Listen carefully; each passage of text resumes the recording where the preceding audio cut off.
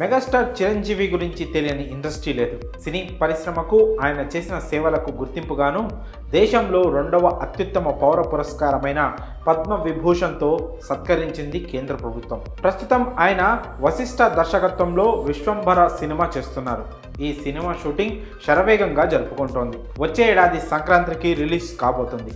ఇదిలా ఉంటే ఇప్పుడు ఆయన సతీమణి సురేఖ కొత్త మార్గంలోకి అడుగుపెట్టబోతున్నారు. ఆమె వ్యాపారాన్ని స్టార్ట్ చేశారు.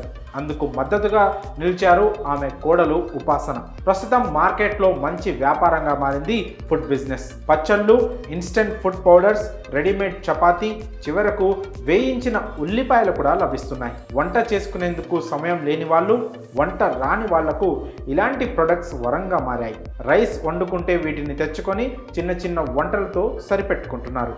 ఇలాంటి వారిని దృష్టిలో పెట్టుకొని సరికొత్త వ్యాపారాన్ని ప్రారంభించారు సురేఖ అండ్ ఉపాసన. అత్తమ్మాస్ కిచెన్ పేరుతో ఫుడ్ బిజినెస్ షురూ చేశారు.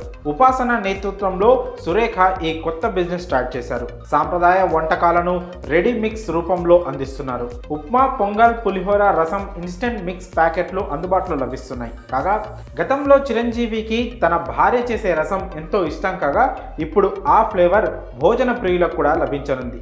దీంతో కమ్మనైన రసం ఇన్స్టెంట్ పౌడర్ రూపంలో అందుబాటులోకి వచ్చేస్తుంది. తెలుగు సాంప్రదాయాల్లో భాగంగా మరిన్ని వంటకాల రెసిపీలను త్వరలో అందించనున్నారు.